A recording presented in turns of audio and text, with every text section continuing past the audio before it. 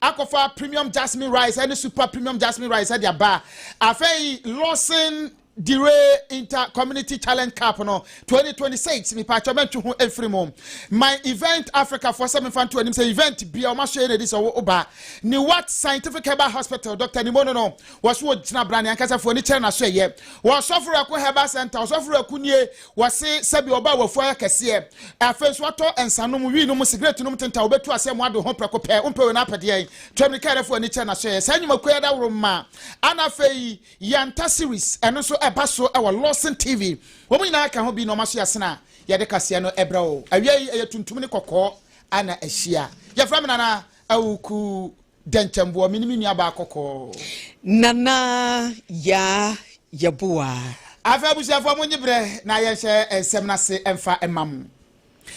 Aguna Sodro District Police Command for the ababa to adwasa wo mo sa kankrofo mienu bia yesusu se. Wo mo ekura enubone a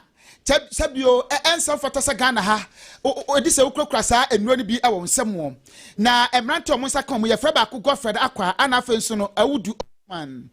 na emra obode nsem no etu edwa no Public Affairs Unit wo ho wo efifi mantemo eye Central Police Command Inspector Isaac Evans etie ne kasem no de atu edwa se Fowa abusu ni dato so aduonu and 24 February ana wamo ekyese omonsa ekan a report bi na so omusu wurawura ma no pa be no nwotwe pepepe na omuwurawura mu na no ana ebeto dwase taxi cab bi an registration number na GR 2932-26 omo boss e channel mu say 154 compressed slabs ahodo ya miamia so saa ati say ya miamia to say notebooks no Omusu said that be we die be narcotics narcotic drug and then the omodi achi nkrofo ya wo mo de mo akwakwa mo akachi na omukusu ni omukasa na etototo ma no na nkrofo ese omo sika wo makwakwa yi 100,000 choppable Ghanaian cedis can this gan 1 billion no wo mo de kwa bribe police for no say yes is here there please commander no to nse bonso mfonso ana anya bia sebu ye adwuma panso bo abaso ntentempa yes Christian de oya de wo be bo abaso sisi a nti fa sika ko ne enkonkwa gi abaso bode na ye nso yenko yanim a ehwa na mo che no sabre de wo mache mo ne ntensem a Chief Inspector Isaac Evans etie editu dwane bi 24th of February 2026 be anapa nwotwe mpamuni na Aguna Swedro District Police Command na ekoye operation ewo Aguna Asafo na Aguna Resichukwa ekwanso operation mu na omuhia car bi echi no and registration number here GR 2932-26 ana suspect Godfred Akwa awoni mfie 28 ana suspect Awudu Usman on 34. Police check and start to say such no my police saka fighting backs bear 4 na 154 compressed slabs police say a narcotics and we see can Ora Usman to say Nima Yanedia my police at one call the fee a search my police saka additional 55 slabs Second, no matching home. Our kind number here 209. Suspect who say police are coming. And no one is my police bribe. About 100,000 Ghana cedis. Police in Angie. Police approve 100,000 bribe. Make us say, I'm a police for a catch here. I'm going with you. Na enche in a virginal court.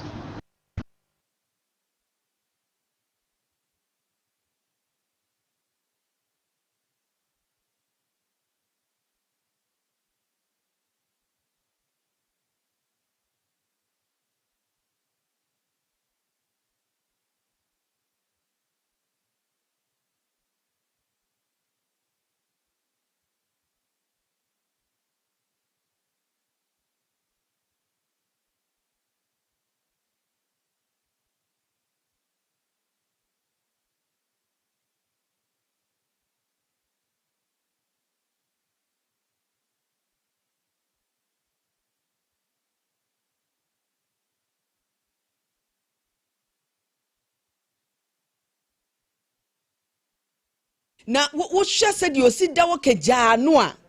almost say asam no ehwe wo maso kakra enti manfo ne wo mo kokọ pie so no wo de wo nsam wo mo ka nyina ene se wo mususu se ma me no wo mo hwe no wo mfiri mantam ho no mo ba bia ne yese taxi driver bi en wo se asama me no wo hu ne se eya wo ba prayer camp bi e wo brono no so on that taxi driver se de wo minimum nkrofo enti wo hwe a ebi kura wa fa no wo ne ka mu da se wo ba sa prayer center ho no ma aba be bompaye na kromafo na nkasa de wo mo chese wo minim ne da enti se na akwakoye sa no akoye asem kese pa nipa na edansuo mu sa no adansefo ya wo mu kopie so bi ne yenti wo mo nsam mo de atudwa obi kura na ka che me say obi dansuom na me wo mo ka no FM na me say ne me radio ni na ho na me die mlika Brazilian po ma mobi na me die mlika na mbae ti me ba ya mbe hu ye no no kura say obi dansuo nani ye ni ma de aye no nti na me twen oman abu ni to ma abu su apani bae no ekuro hima so wa ha nti wo mu bae na ye ne say ne sa de a oma police fo asonti to ma abu su apani no wa so na ne hima say onko police station na wo mu yeden emra no mu nyina meboa ye ne ye nhwe pan ye befa so a ye be yi nipa ni ba bia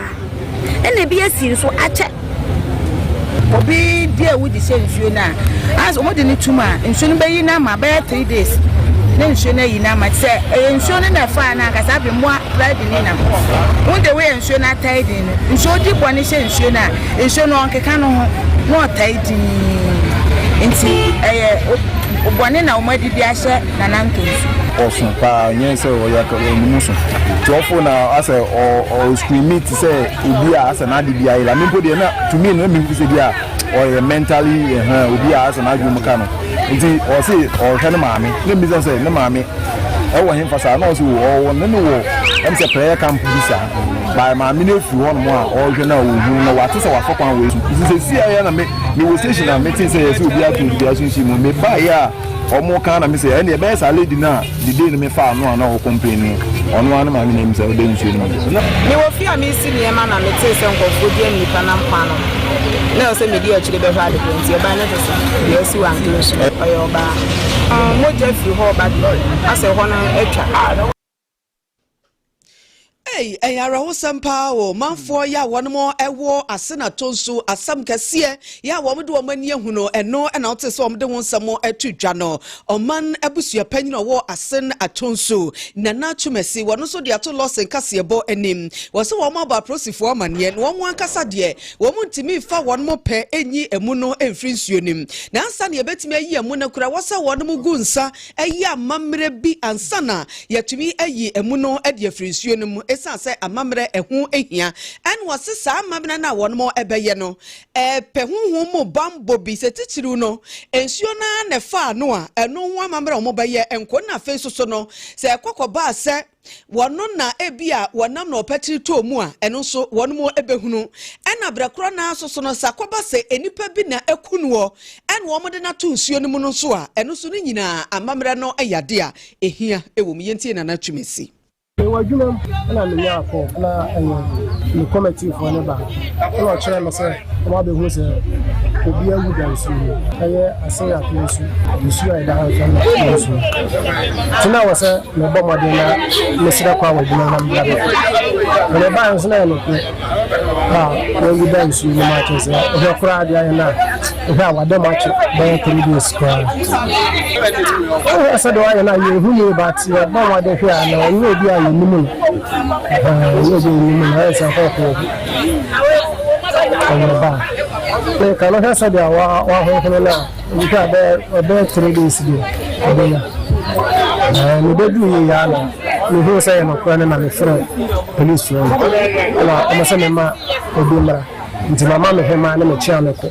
mo kwa kwa report na se police for ne bana se omo e be hwi ya afi ama ya wase bia apaye bia nsa ni bi ya nsa na wetumi apega na fi su je si me kwa na check nsa tem kwa me akwa na me ya fala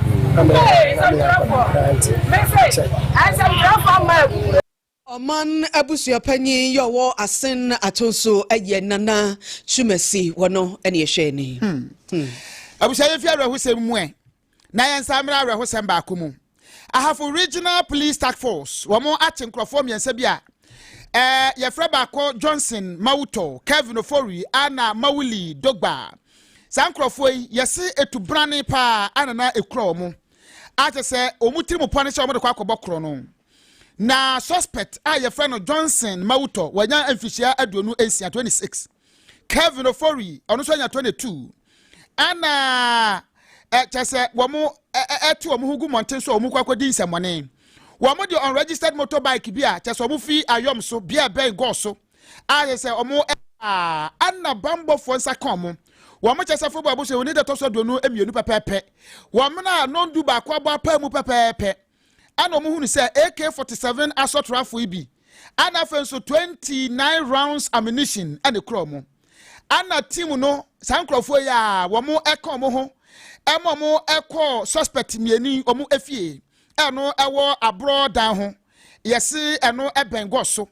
emre omu ko hwehwemu na suspect Mawuli ni dan mo ho ana omu ko hunu se ammunitions ni bisa gu opa acha se omu asa wiawia niam bi kura kaka ho a Motorola a handset bi any drones ahodo sekan enina ka ho 30 rounds budget haye hiame pa 30 rounds of 9 ml ammunition eno ho ansa na 50 rounds hey Ewurade Yankopon AK-47 ammunition na 50 rounds o me ko hedan hey ewia sensam doso 50 rounds na omukoku hwan Ewurade Yankopon na police for hwehwemu no ana ba beto dwa se suspect bi afa na Johnson Mawuto wano suma ne cousin se wonko eye Mawuli Dogba a wanya fishia aduonu no wonka no ho wonka na danfo bi afa no Mohammed ho Mohammed Adinan Yusuf asabro no wadwane wonko ho watachiman wo Bono East no monkonkwaje ade mfamra wonkwaje parcel bi mfamra na mra so monkwaje parcel ne pepepe na ja wode ne betena kam wo go so onko na ka wode ne tem na Toyota Vox mini bus bi no kotena mu enti akwa ne bedu ya pepepe na sa suspect mienu omkokohia no ekokwaje niam ni nyina wamukwaje ya na se before fia ntoato akojare na bamo ana bambofo ekotwom se te na bambofo tototo man na se no mo de babokro no Awurade hwemrante o magina ho kama o yon guys o hwomanim fresh nko a mamu na bia mponim womo de babokro no ana bambofo achom sa brede womugusu eyam hwehwem wei aya na mompa ahafo regional police command for womo atu farm boys asamo sa we bi no mu yusu no so ahu sa no de chipu bi anem ene no so de ye kwa ye ntimi ntresi ni what I say te bia asuna ba gira ha na so gina form ho bibi ba na waka kire o what I say enu abi enu bi na egugu ho no enkrofo ye nipa boni no mato no bebre o na se omo ho enkrofo ni bo na se Pronon koni adwuma. Twese kan no hwe na chi na we achesi asa twetwa we wode wo wa asamato be pie mu. Yanko samfufuro mu we. Woso afo wa na shop mden ho sam so en wode ato ahyenkafo ya won mu twi Toyota Vox ahyen yi bi. Ese ya won mu nyantoboase wo mu nya nida ho ebra di ewo ne sa ne ye de ato no. Ya na America tanta no doso wahu echese de yesi ko mo se Vox no na kwanhia no kwa na ekosoro na ha dwene na health minister ebo wo no mokokose se wo mo ani kwan so ahye so de so anhwe na chese wo mo afa nhye nwa kwan mu a akwanhia no de da ebekoso wo no kro ya na emrahye dwene ma manfo a wo no odwaboso abaton peso so kwabena mincha akando we de wo se wo de chelpa to drivers nanim wo mo samo na mo tisti nanim nanso nkrofo nkwa na modenam wotina hye ba akumusa driver wodi nipa bebro ayi abusua be de wo ho na na omnam sanse nipa no wotika anim no wona hwe na abusua na yire ne ma ne maame ne papa enti wanwene sa ne mani nyina ho na mudimrika tante me kwa baka ne de emu ha kontentem ne ade a mubekum nkrofo ma na ensem wenum nyina no wo se de ya na ka ho ma akwanhia ne taba no a driver for a wo mo bronsa wo mo yesadriam wuti stia ni wa buru say sam ne nyina so wose eka ho bi ene de akwanhia no eba yenti Kwabena Minta Akando accident and I said bibia many partner over. So it's about ahwe our crime so also bia observe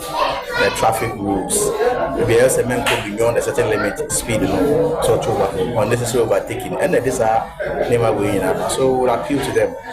say, be especially on the highways, be a big general highways to secure. You must be very careful when you're driving. Don't drink and drive.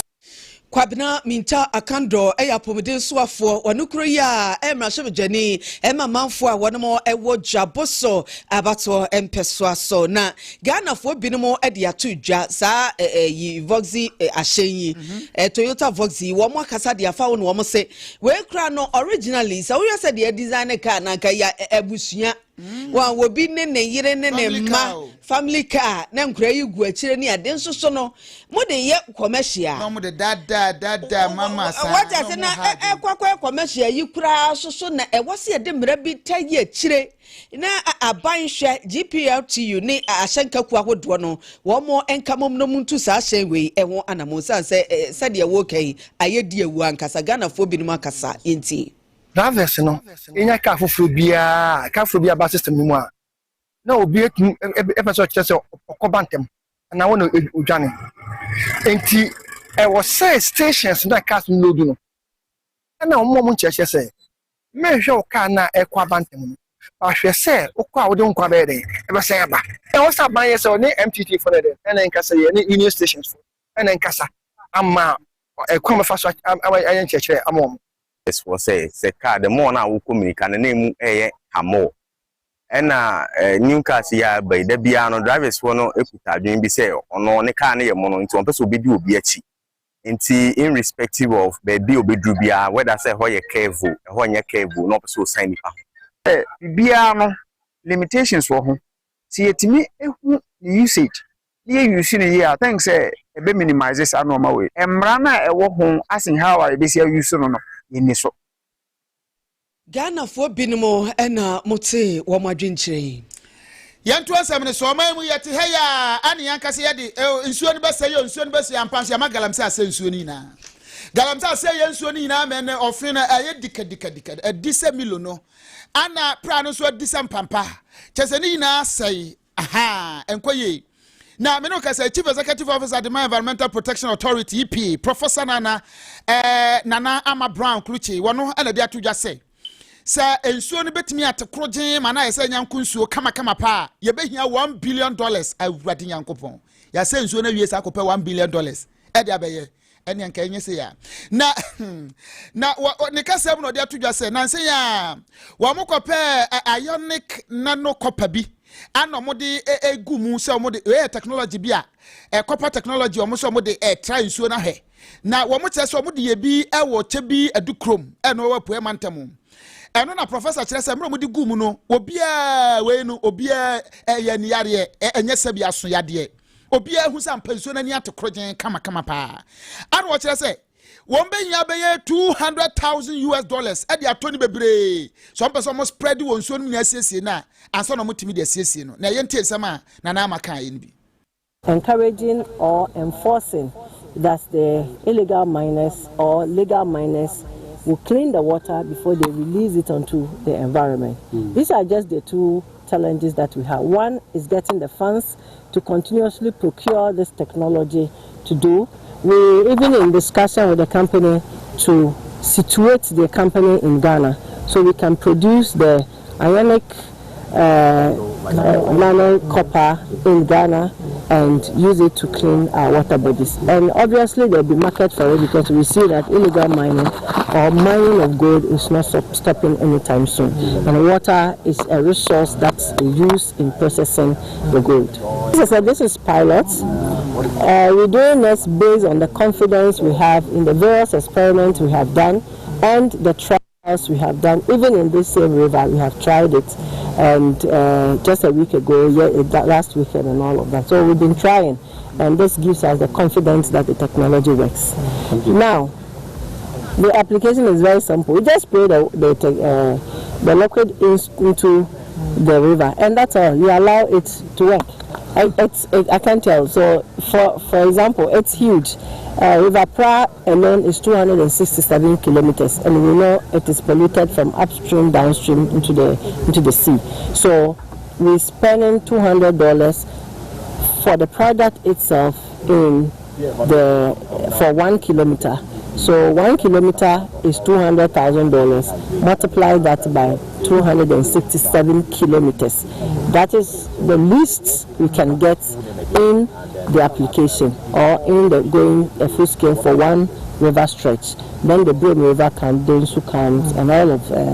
Ankobra and all of that. So as for money, so let's say for River Pra, we need close to $1 billion. We and some of the Atujano Casavi and Director General in charge of operation at Ghana Standard Authority, Dr. Awa Muhammad, one also adding some Etuja FSA iconic nano copper technology. No. And then we're going to test as a test before the application. That is the microbials. We also check on the heavy metals that are found in, like the cyanide, the lead and others. So which we have taken that and it's in the lab now currently under test. Then the application. Now today is the application, so we have to come and take all these things in it. But when we read the literature of ionic nanocopper, it is clear that it is one of the chemicals that can be used in cleaning or treating water for drinkable water. So everything in it shows that it is something that can help. Then too, when applied on the river bodies, certainly we have aquatic animals there. And then also the literature tells us that the aquatic animals are even treated to have a good life. And so we can get more, even that they will be more healthier than even before. So once aquatic animals in there are going to be healthier, then it means that the human being who is going to consume the water afterwards will also have that. Of course, we talk about technology, and that is said you have to measure the quantity that you're going to use or the quantity that you're going to use in, and then the volume of water that you are using in. And so all these things are measured and calculated, and that is why we are doing the simulation here, so that we can see how the quantity that we can use all over, so that we can treat our water bodies, and that is very, very important.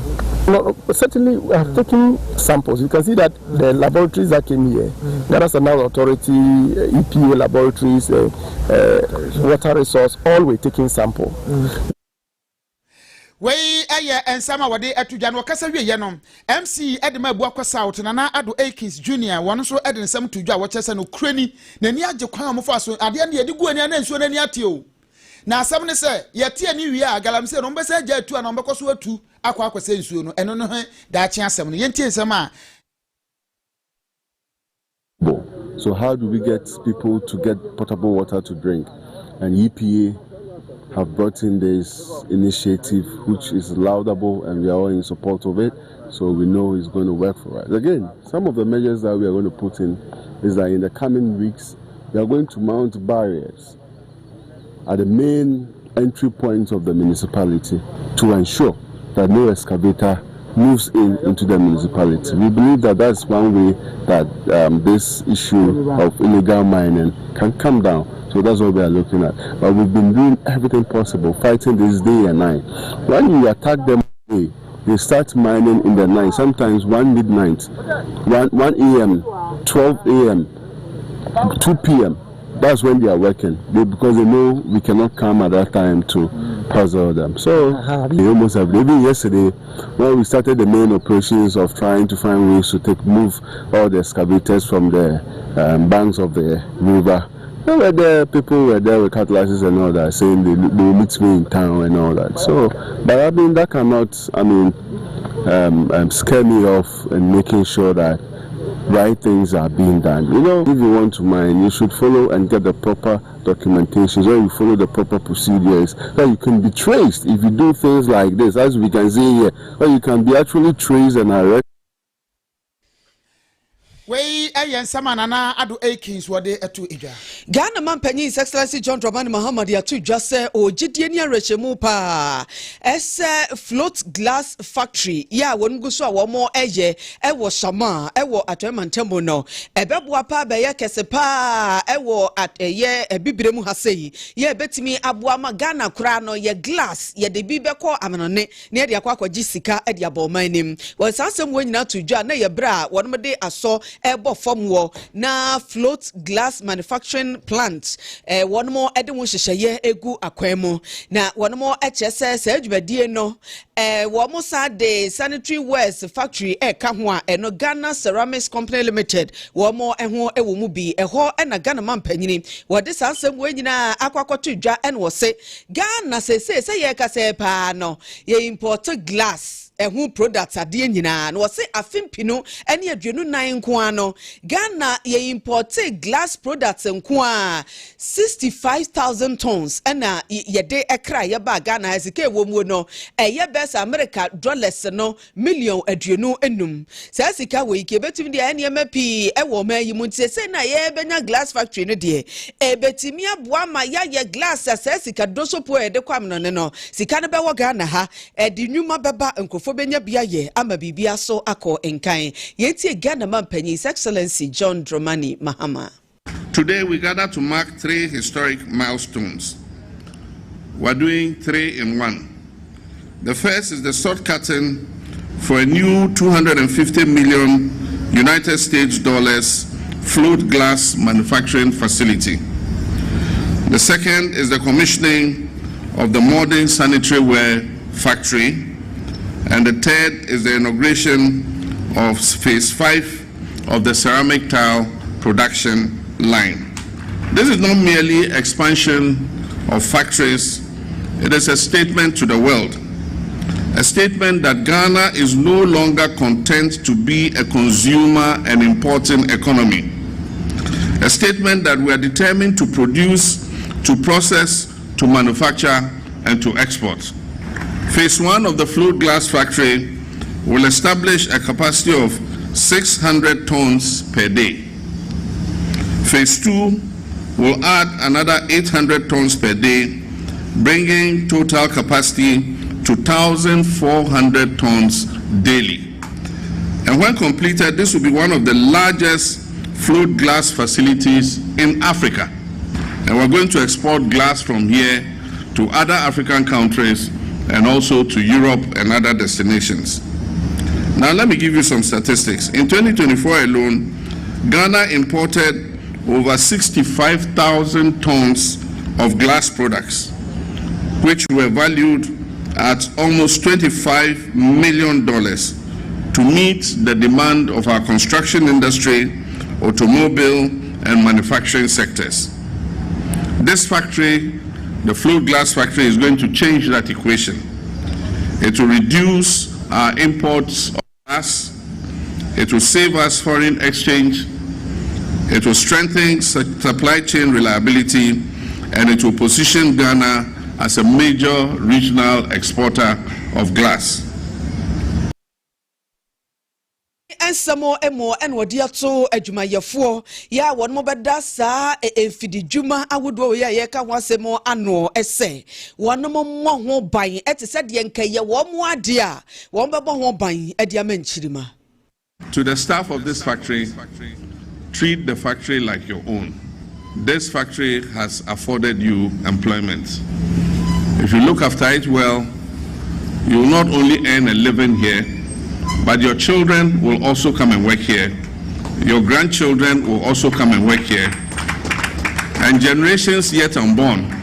will be born and come and take your place and also work in the factories here.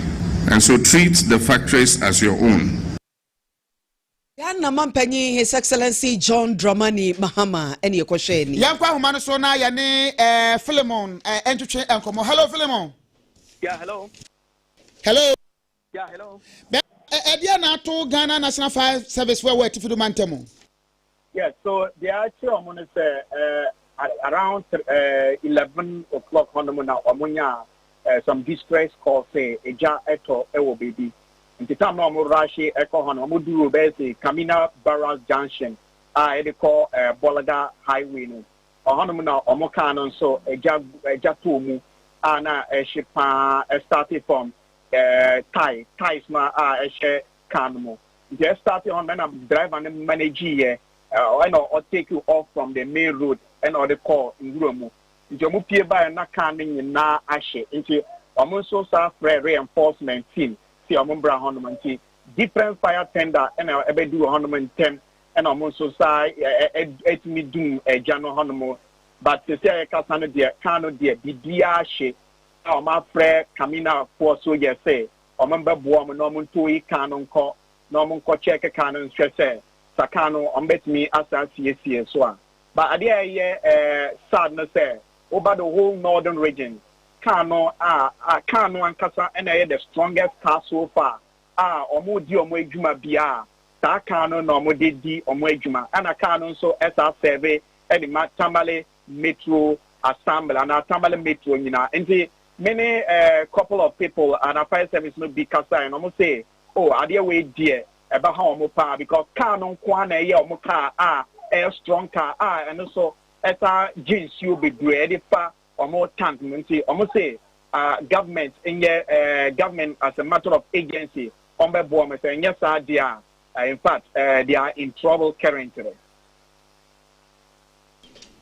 That's Papa Philemon Nyamishrao Ukraine yara yes rasa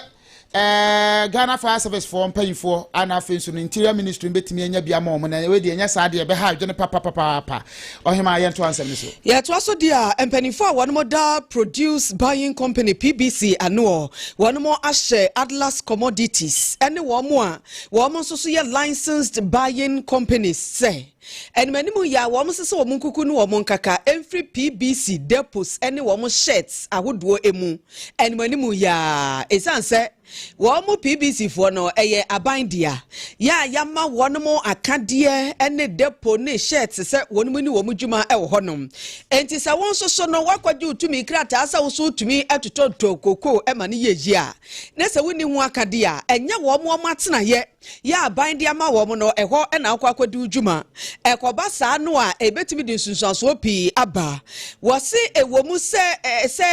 ebia mu nyina mu tuto koko ni ade a ewose akansie bam na we a healthy competition ho asam no wo eken na nso so no sabaye na nkonkoba se mu beba PBC fo atena ye aba bedi dwuma na ebia bibi akwa techema na no ebewi ache ne de won kwadu bebo wo no de ne anya nto anya ndua obi a nkwa ne ba bi obekwa ye adwuma no nkonkwa ye adwuma sansa wo mo no aban na afa wo mo ka wo dwumadi ahodo nyina mu a wo mo edi wo dwuma woi ensamchofo nkratase ya PBC wo mo akuruchire wo mo de agu nkrata so a ensamchofo enso yensa ka bia ye kenka de ama mo no wo mo ede ato Joseph Rambantamu BBC e wo honom ya eno no ama wo mo ani anye ho kora na eno achi no wo mo de ato Cocoa Board animu se wo mo fa emrakete ne hyehyɛ ya wo mo de eye adwuma emma licensed buying companies no wo mo nyire mu kete titu ne wo mo atuto koko no a ebiobi wo hono mu a ne adwoso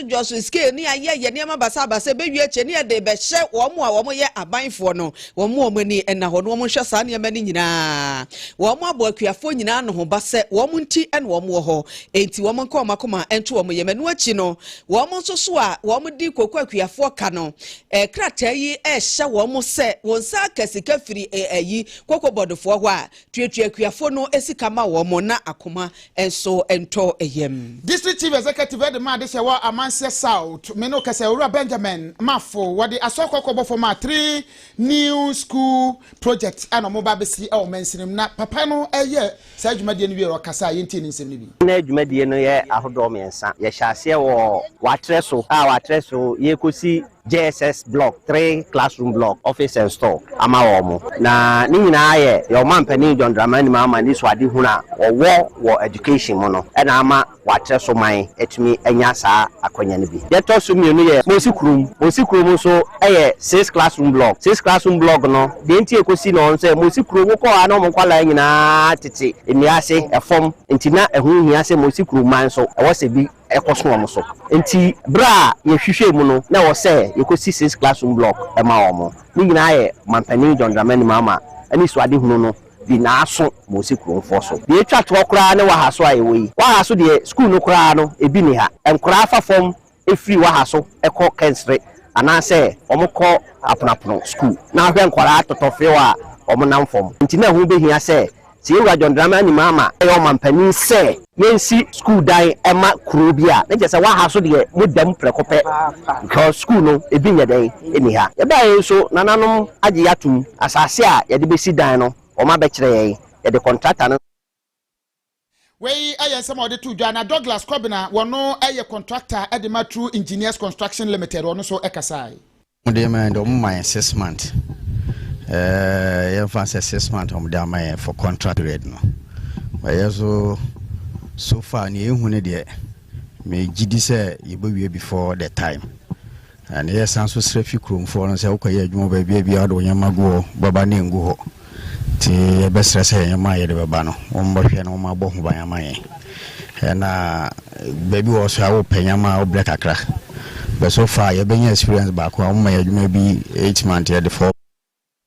we ayen sama Owura Douglas Kobina wade etu Jaman Event Africa for some fan to anim say dwumadie bia efa ticket sales registration online voting bibia real time reporting and analytics de ka hu nyina secure payment integration afen so de ka hu nyina program bia wo ye bia no misra wa abomaden so betimi ede woni a kire ase ye na yetimi abo wo ye my Event Africa no fra ye was 0503 160039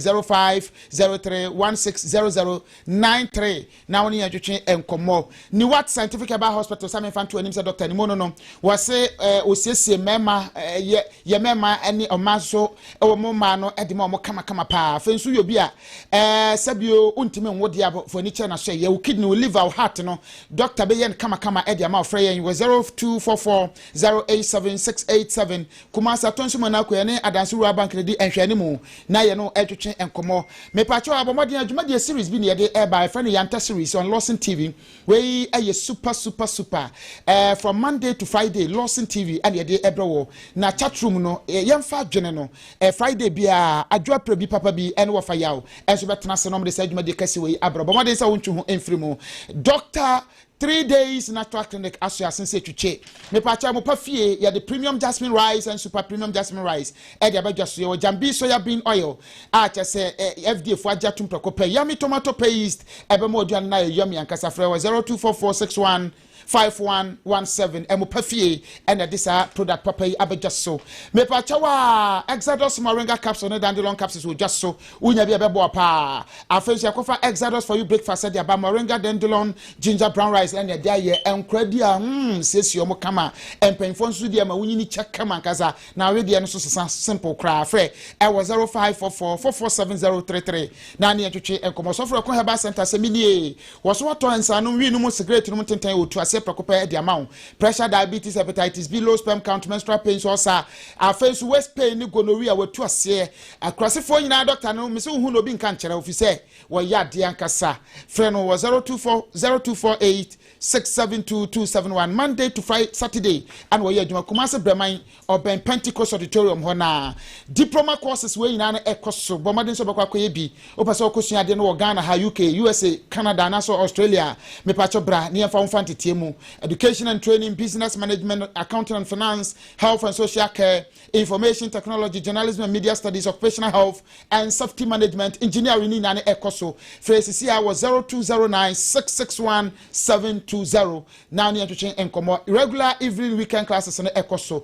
campus no ewo Kumasi airport on about yasepe kwantempondo so me pacho bra na bomsa ampa enema de na kwan mu digital x communications for 7 anim se ba video documentaries churches schools NGOs companies traditional leaders communities and public figures will be after the nature maso bra ne na kama emfama me pacho uja wo yere na pese video ne de to a wo de asere na me pacho bra yenya nto wo fu na wasere na kakra aha e be live streaming so de ama na amanfo guso no mo comment wo ha jarba ne ko onya de pam no ni na ye betinya comment kama phrase say was 0541692454 program bia opesa wo ye no eye digital x communications ye na yes adwuma ni nyina